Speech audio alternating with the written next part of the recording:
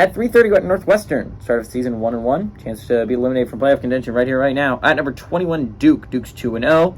Duke favorite 18.5 points on the ACC network. Ben Bryant for the Wildcats has gone 31-53, thrown for 285 yards, 1 touchdown to 2 interceptions. Cam Porter on the ground has had 23 carries for 98 yards.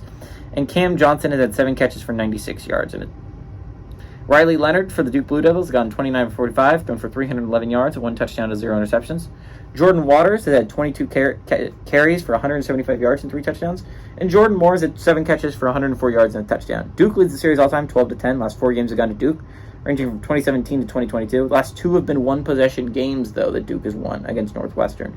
Last year's Northwestern game was a hell of a football game, which is insane to look back on because Northwestern only won 1 game the entire year, and after that, Duke ended up with a 9-win season. I mean, these are completely 2 different football teams that went on completely different paths after last year, but that was a close game at the beginning of last year, was Northwestern Duke, and Duke eked that out. And honestly, I think a lot of people expected Northwestern to win that one. I think that might have been the start of everything going very poorly for Northwestern after that.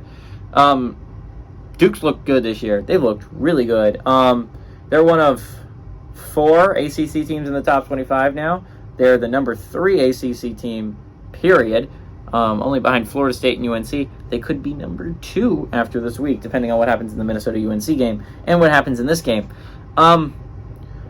Northwestern looked better than I thought they would against UTEP. I mean, to be fair, it's UTEP. UTEP's not the greatest Group of 5 team, but I honestly expected UTEP to win that football game, considering how awful Northwestern looked against Rutgers.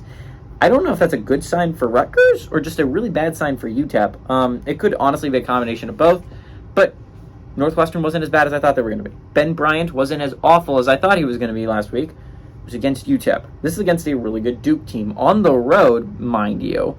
They've played on the road before. They played on the road against Rutgers, but this just feels different. This does not feel like you're playing Rutgers. This feels like you're playing a really good Duke squad, right? Arguably one of the best quarterbacks in college football, and Riley Leonard.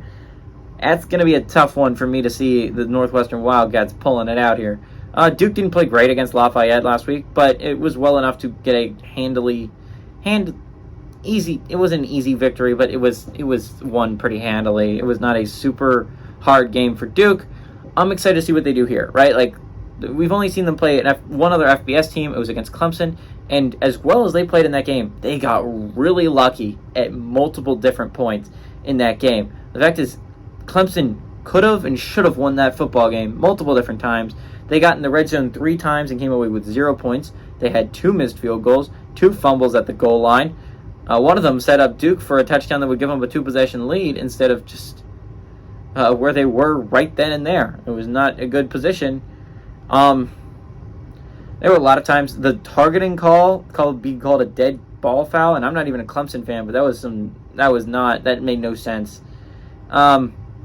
Duke got a lot of things went right for Duke in that Clemson game. I'm excited to see what they can do against an actual Power 5 football team, against actual FBS competition, with probably less going right, because I don't think a lot could have gone more right in the Clemson game.